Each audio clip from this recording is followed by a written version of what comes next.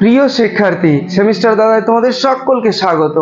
আজকে তোমাদের জন্য নিয়ে এসেছি বিদ্রোহী কবি কাজী নজরুল ইসলামের লেখা সাম্যবাদী কবিতা। হ্যাঁ, একাদশ শ্রেণীর ফার্স্ট সেমিস্টারের কবিতা, সাম্যবাদী কবিতা। এই সাম্যবাদী কবিতা জানতে গেলে প্রথমেই কবি পরিচিতি সম্পর্কে আমরা জেনে নিই। কাজী নজরুল ইসলামের জন্ম 24শে মে 1899 খ্রিস্টাব্দে বর্ধমান জেলার আসানসোল মহকুমার জামুরিয়া থানার অন্তর্গত চুরুলিয়া গ্রামে। তার পিতা ফকির আহমেদ মাত্র 8 বছর বয়সেই তার পিতা মারা যায়। অর্থাৎ একদম ছোটবেলা থেকেই, শৈশব থেকেই তার প্রিয় সঙ্গী হয়ে দাঁড়ায় দরিদ্রতা এবং বঞ্চনা এবং অভাব। 1917 খ্রিস্টাব্দ থেকে 1920 অর্থাৎ প্রথম বিশ্বযুদ্ধ চলাকালীন সেই সময় তিনি সেনাবাহিনীতে যোগদান করেছিলেন। কবির কিছু লেখনীর বৈশিষ্ট্য রয়েছে, কবির কিছু বৈশিষ্ট্য রয়েছে। তিনি সাম্যবাদী ছিলেন, বাস্তবতাবাদী, তিনি স্বাধীন চেতা, তিনি বিদ্রোহী মনোভাব, মানব প্রীতি প্রভৃতি বিষয়গুলো তার কবিতার মাধ্যমে, তার গানের মাধ্যমে ফুটিয়ে তুলতেন। তার প্রথম প্রকাশ যে কবিতাটি, তার নাম হচ্ছে মুক্তি। বঙ্গীয় মুসলমান সাহিত্যে 1326 বঙ্গাব্দে এটি প্রকাশ পায়। এছাড়াও তার উল্লেখযোগ্য গ্রন্থ বিদ্রোহী, ফণিমনসা, বিষের বাসী, সর্বহারা, সাম্যবাদী প্রভৃতি তার অনেক কবিতা রয়েছে। স্বাধীনতা নিয়ে, দেশপ্রেম নিয়ে তার বিভিন্ন গান রচিত হয়েছে। বিভিন্ন ধরনের সে ভক্তিগীতি, স্বাধীনতা চেতা, বিপ্লবীদের উদ্বুদ্ধ করার মতো অসংখ্য গান। তার মৃত্যু 19 আগস্ট 1976 সালে তিনি পরলোক গমন করেন।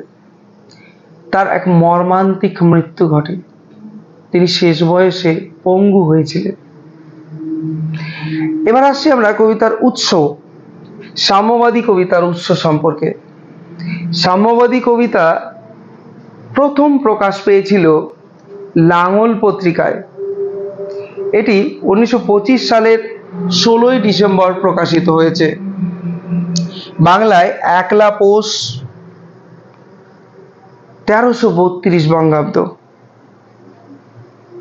এবং এটি পরবর্তীতে সর্বহারা কাব্যগ্রন্থে গৃহীত হয়েছিল এবং একদম পরের শেষে সাম্যবাদী কাব্যগ্রন্থে গৃহীত হয়েছে।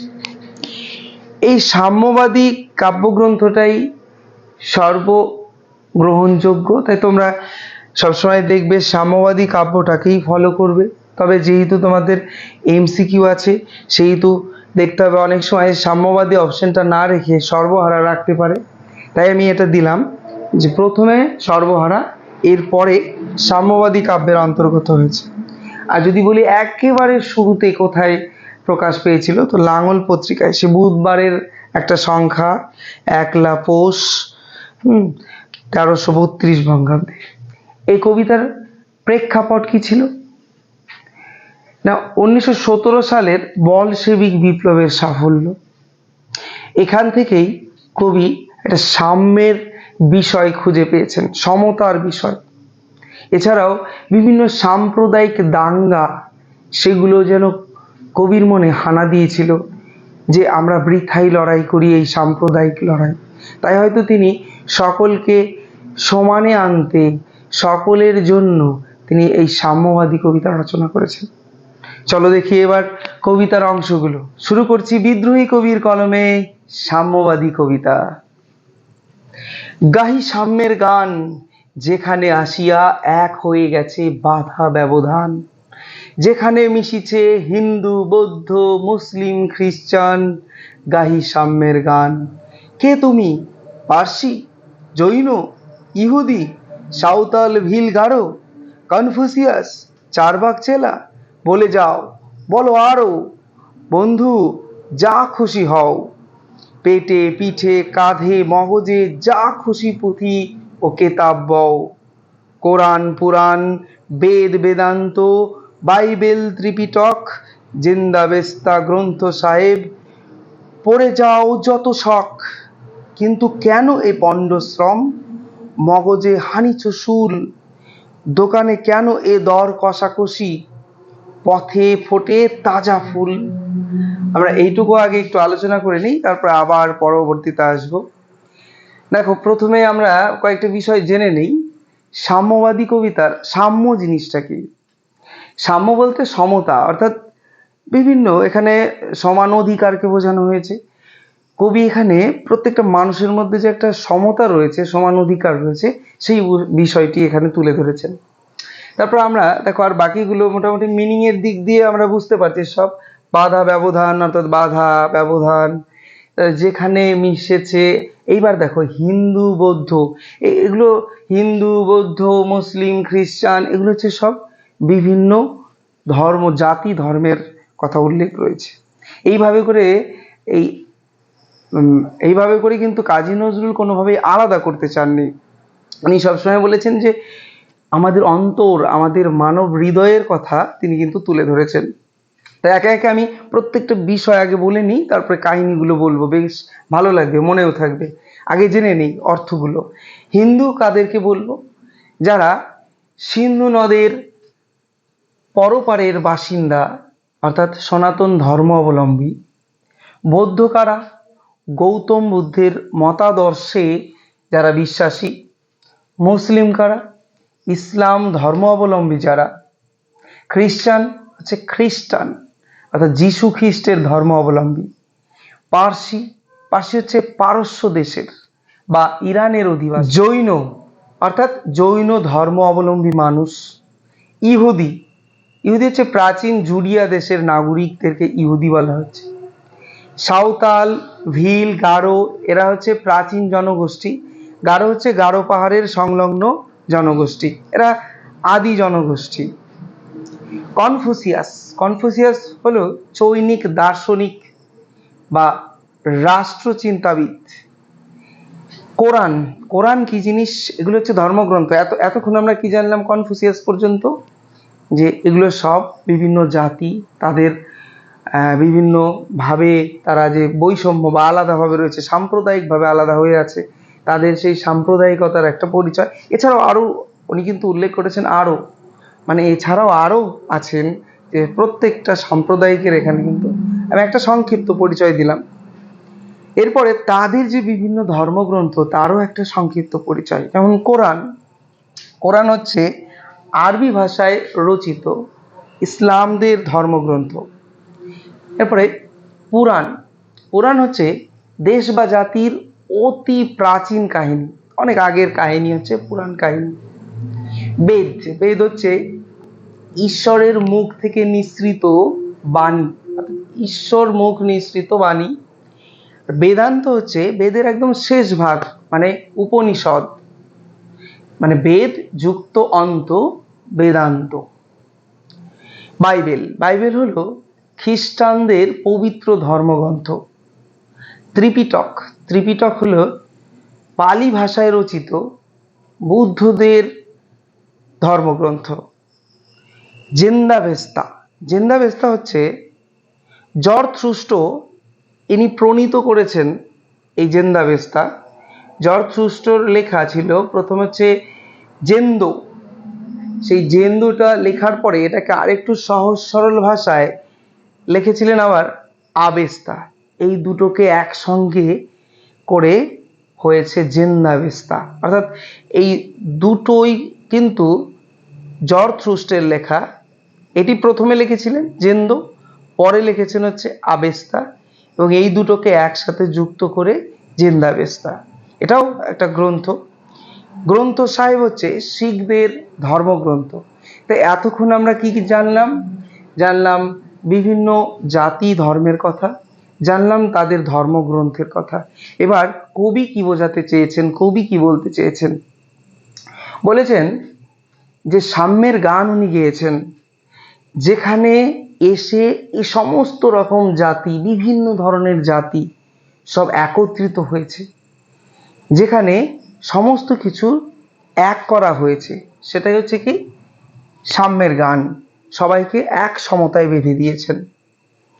কে তুমি, পার্সি, জৈন, ইহুদি, এই যে যে প্রত্যেকটা যে ভাগগুলো, সাঁওতাল, ভিল, এই যে সব ভাগ প্রত্যেককে, সে তুমি যে মতবাদেরই হও, সে তুমি কনফুসিয়াস হও, তুমি চারবাগের চেলাই হও, অর্থাৎ চেলা বলতে শিষ্য, অর্থাৎ চারবাগ যে দর্শন, যে মতবাদ দিয়েছেন তার শিষ্যই হও, তার মতামত অনুযায়ী চলো, কনফুসিয়াসের মতামত অনুযায়ী চলো, তুমি যেভাবেই চলো না কেন, তুমি কিন্তু সর্বশেষে সব একই মানুষ, একই অন্তরের মানুষ, একই রকম মানুষ, একই সাম্যের মানুষ, একই সমতার মানুষ।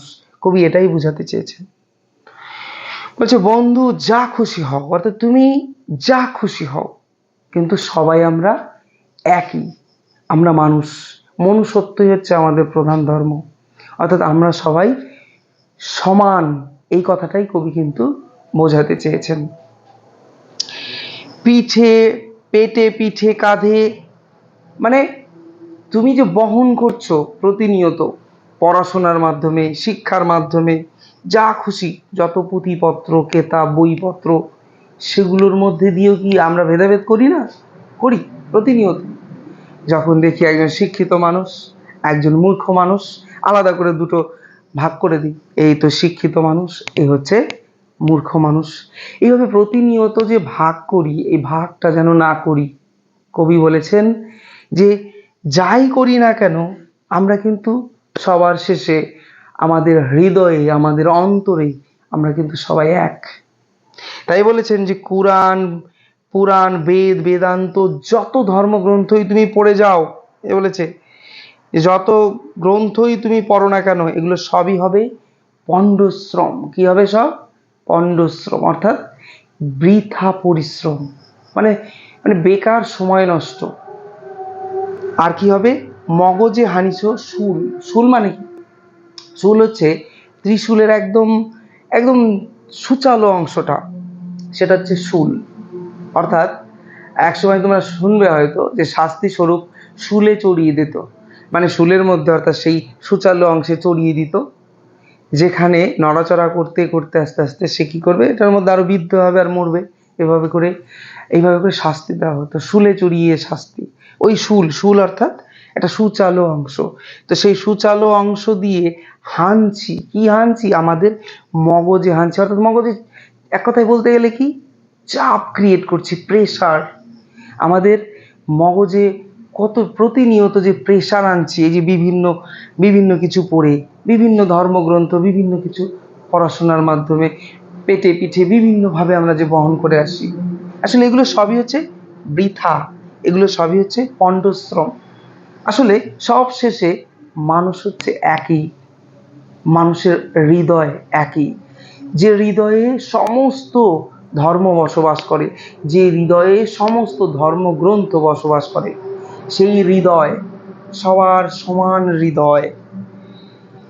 বলেছে যে দোকানে কেন এ দর কষাকষি? দোকানে যেরকম ভাবে দর কষাকষি করি, ঠিক সেই রকম ধর্ম নিয়ে বাড়াবাড়ি করা, কি ধর্ম নিয়ে বেশি বেশি লড়াই করা, এগুলো করলে ধর্মের হানি হয়, ধর্মের ক্ষতি হয়, ধর্মের মাহাত্ম্য বাড়ে না। এটাই বোঝাতে চেয়েছেন কবি। কবি এটাই বোঝাতে চেয়েছেন যে আমাদের মধ্যেই বসন করছে, আমাদের মধ্যেই বসবাস করছে দেবতা, আমাদের মধ্যেই বসবাস করছে বিশ্বের সমস্ত দেবতা, আমাদের মধ্যেই সমস্ত মন্দির, সমস্ত কাবা রয়েছে আমাদের মধ্যেই। তাহলে আমাদের যেহেতু মধ্যেই রয়েছে, সেহেতু এখানে সেখানে দূরে কেন? অর্থাৎ বলেছে পথে ফোটে তাজা ফুল, অর্থাৎ পথের ধারেই তো সুন্দর তাজা ফুল ফুটে আছে, তাকে উপেক্ষা করে সেই দূর বনে ফুল খুঁজতে যাওয়া বৃথা নয়। ঠিক এরকম ভাবেই কবি একটা সমতার কথা বলেছেন সাম্যের গানের মধ্যে। এর পরবর্তী অংশ দেখো কবিতায় কি বলছেন কবি। তোমাতে রয়েছে সকল কেতাব, সকল কালের জ্ঞান, সকল শাস্ত্র খুঁজে পাবে সখা, খুলে দেখো নিজ প্রাণ। তোমাতে রয়েছে সকল ধর্ম, সকল যুগাবতার, তোমার হৃদয় বিশ্ব দেবল সকলের দেবতার। কেন খুঁজে ফেরো দেবতা ঠাকুর মৃত পুঁথি কঙ্কালে, হাসিছেন তিনি অমৃত হিয়ার নিভৃত অন্তরালে। বন্ধু বলিনি ছুট, এখানে এসে লুটাইয়া পড়ে সকল রাজমুকুট। এই হৃদয়ই সে নীলাচল, কাশী মথুরা বৃন্দাবন। বুদ্ধ গয়া এ জেরুজালেম এ, মদিনা কাবা ভবন। মসজিদ এই, মন্দির এই, গির্জা এই হৃদয়। এইখানে বসে ঈশা মুসা পেল সত্যের পরিচয়। এই কবিতার মধ্যেও আর পরবর্তী কিছু অংশ বাকি আছে, কিন্তু এই কবিতার মধ্যে বিভিন্ন অর্থগুলো আমি দেখো পাশে লিখে রেখেছি, এগুলো একটু আলোচনা করি, জেনে নাও, তারপরে কবিতার আবার মূল রস আচ্ছাদন করব। শাস্ত্র, শাস্ত্র অর্থাৎ ধর্মীয় গ্রন্থ। যুগাবতার অর্থাৎ কি মহাপুরুষ বা যুগের শ্রেষ্ঠ প্রবক্তা। বিশ্ব দেওল কথার অর্থ হচ্ছে বিশ্বের মন্দির। মৃত পুঁথি কঙ্কাল অর্থাৎ প্রাণহীন নীরস বই। অমৃত হিয়া অর্থাৎ চির জাগ্রত হৃদয়। নিভৃত অর্থাৎ অপ্রকাশিত। অন্তরালে মানে আড়ালে। ঝুট মানে হচ্ছে মিথ্যা। রাজমুকুট অর্থাৎ রাজার মুকুট বা রাজার মাথার মুকুট। নীলাচল অর্থাৎ জগন্নাথ ক্ষেত্র। কাশী হিন্দুদের তীর্থক্ষেত্র, যার অন্য নাম বারাণসী। মথুরা উত্তরপ্রদেশের যমুনা তীরের একটা বিখ্যাত নগরী, এটাও হিন্দুদের একটা তীর্থক্ষেত্র। বৃন্দাবন বৈষ্ণবদের তীর্থক্ষেত্র। বুদ্ধগয়া বুদ্ধদেবের পবিত্র ধর্মস্থান, বুদ্ধদের পবিত্র একটা ধর্মস্থান। জেরুজালেম প্যালেস্টাইনের একটি বিখ্যাত নগরী, যা মুসলমান ও ইহুদিদের একটা পবিত্র স্থান। মদিনা, মদিনা মুসলমানের পবিত্র ধর্মস্থান, মক্কার পরেই এই স্থান।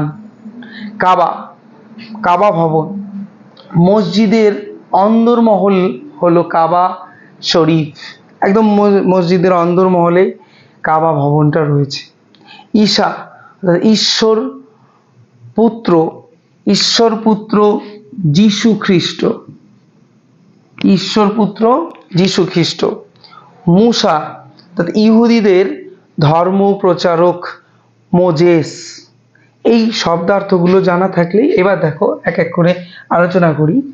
তোমাতে রয়েছে সকল কেতাব, সকল কালের জ্ঞান, মানে তোমার মধ্যেই সকল ধরনের কেতাব মানে বই, তোমার মধ্যেই রয়েছে সকল কালের জ্ঞান, মানে সমস্ত কালের জ্ঞান তোমার মধ্যেই রয়েছে, তোমার অন্তরেই রয়েছে।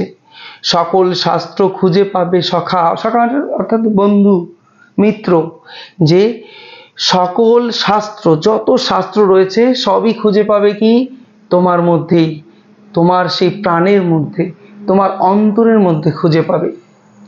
তোমাতে রয়েছে সকল ধর্ম, তোমার মধ্যেই বিরাজ করছে সকল ধর্ম, সকল মহাপুরুষ তোমার মধ্যেই অবস্থান করছে, তোমার হৃদয় মাঝে, তোমার অন্তর মাঝে অবস্থান করছে। তোমার হৃদয় বিশ্ব দেওল সকলেই দেবতার, সারা বিশ্বের যত সমস্ত দেবতা রয়েছে সেই সমস্ত দেবতার যে বসবাস স্থান সেটা হচ্ছে তোমার অন্তর, তোমার মন, তোমার হৃদয়। তোমার হৃদয়েই সমস্ত দেবতার বসবাস। কেন খুঁজে ফেরো দেবতা ঠাকুর মৃত পুঁথি কঙ্কালে? কেন কেন খুঁজে বেড়াও সেই যে যা সাম্প্রদায়িকভাবে বিভক্ত করেছে, যা আলাদা করে দিয়েছে আমাদের মানুষকে, সেই সমস্ত ধর্মগ্রন্থ পুঁথির মধ্যে কেন খুঁজো সেই দেবতা ঠাকুরকে? সেখানে খোঁজা হবে বৃথা, সমস্তটাই বৃথা হবে সেই মৃত পুঁথি কঙ্কালে যদি আমরা দেবতা ঠাকুর খুঁজি। অর্থাৎ মৃত পুঁথি কঙ্কাল মানে অর্থাৎ যেখানে যে বইয়ের কোনো রস নেই, যে বই হচ্ছে একদম রসহীন মৃত, সেই মৃত পুঁথি, তার মধ্যে প্রাণহীন, তার মধ্যে সেই দেবতা ঠাকুর কোনোদিনই অবস্থান করতে পারেন না।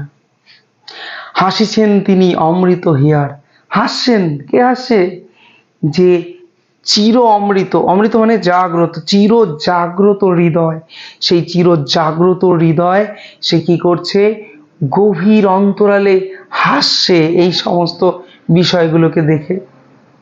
তিনি আবার আমাদের বিশ্বাস করানোর জন্য বিদ্রোহী কবি কাজী নজরুল ইসলাম আমাদেরকে জানাচ্ছেন যে বন্ধু, বলিনি ছুট, আমি মিথ্যে বলিনি, আমাদের মধ্যে অবস্থান করেছে সমস্ত দেবতা, সমস্ত কালের সেই ধর্মগ্রন্থ, সমস্ত তীর্থস্থান আমাদের মধ্যেই অবস্থান করেছে। তাই বলেছেন আমি ছুট বা মিথ্যে বলিনি। এখানে এসে লুটাইয়া পড়ে, অর্থাৎ এখানে এসেই সমস্ত কিছু লুটিয়ে পড়ছে। যতই রাজার মাথার মুকুট হোক, যতই ঐশ্বর্যশালী হোক, সবকিছু লুটিয়ে পড়ছে কোথায়? আমাদের অন্তরে, আমাদের মনুষ্যত্বে।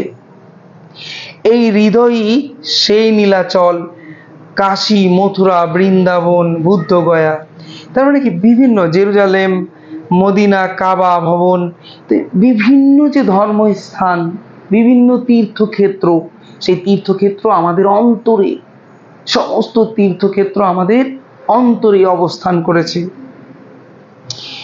মসজিদ এই, মন্দির এই, গির্জা এই, হৃদয়, হৃদয়, আমাদের হৃদয়ে কি রয়েছে না, সমস্ত মন্দির, সমস্ত মসজিদ, সমস্ত গির্জা, সমস্ত ধর্মক্ষেত্র আমাদের হৃদয়েই অবস্থান করেছে। এখানে বসে ঈশা মুসা পেল সত্যের পরিচয়। ঈশা মুসা, যীশু খ্রিস্ট, ইহুদিদের ধর্মপ্রচারক মোজেস, এনারাই কি করলো? সত্যের পরিচয় পেয়েছে, আমাদের এই অন্তরেই সত্যের পরিচয় খুঁজে পেয়েছে। চলো এবার একদম কবিতার শেষ পর্যায়ে। এই রণভূমে বাঁশির কিশোর গাইলেন মহাগীতা, এই মাঠে হলো মেষের রাখাল, নবীরা খোদার মিতা। এই হৃদয়ের ধ্যান গুহা মাঝে বসিয়া সাক্ষ্যমণি, ত্যাজিল রাজ্য মানবের মহাবেদনার ডাক শুনি। এই কন্দরে আরব দুলাল শুনিতেন আহ্বান, এইখানে বসি গাইলেন তিনি কোরআনের সামগান। মিথ্যা শুনিনি ভাই, এই হৃদয়ের চেয়ে বড় কোনো মন্দির কাবা নাই। দেখো এইটুকু অংশের মধ্যে কয়েকটি শব্দার্থ আছে, জেনে নিচ্ছি। রণভূমি অর্থাৎ যুদ্ধক্ষেত্র, এখানে সেই কুরুক্ষেত্রের যুদ্ধের কথা তুলে ধরা হয়েছে, অর্থাৎ অর্জুনের সারথী শ্রীকৃষ্ণের কথা আসবে অবশ্যই। এই যে বাঁশির কিশোর, বাঁশির কিশোর অর্থাৎ কি, যে বংশী বাদক, অর্থাৎ কিশোর কৃষ্ণ, সেই কিশোর কৃষ্ণকে এখানে তুলে ধরা হয়েছে। বাঁশির কিশোর অর্থাৎ শ্রীকৃষ্ণ। মেষ কথার অর্থ ভেড়া, নবী কথার অর্থ হচ্ছে আল্লাহর দূত, অর্থাৎ আল্লাহর প্রেরিত দূত।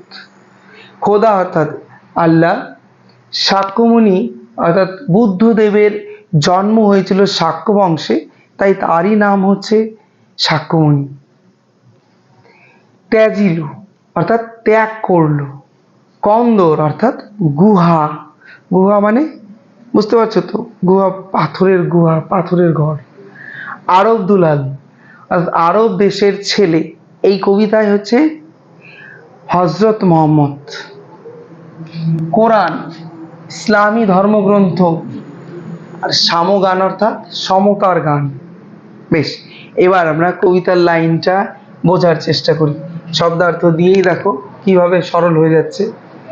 এই রণভূমে বাঁশির কিশোর গাইলেন মহাগীতা, অর্থাৎ এই রণভূমে সেই কুরুক্ষেত্রের যুদ্ধে অর্জুন সারথী শ্রীকৃষ্ণ তিনি কি করলেন, তার মুখ নিঃসৃত, তার যে মুখের গাওয়া গান, তার মুখের থেকে নিঃসৃত সেই মহাগীতা, এই অন্তর থেকে নিঃসৃত সেই মহাগীতা প্রকাশিত হয়েছে। এই মাঠে হলো মেষের রাখাল, নবীরা খোদার মিতা। এই মাঠে অর্থাৎ এই হৃদয় মাঝে, এই হৃদয়ের মাঝে নবী আল্লাহর দূত আল্লাহর সঙ্গে কি মিত্রতা করলো, বন্ধুত্ব করলো, তার সাথে সাক্ষাৎ হলো। এই শুধুমাত্র অন্তরের মধ্যে দিয়ে, এই হৃদয়ের মধ্যে দিয়ে।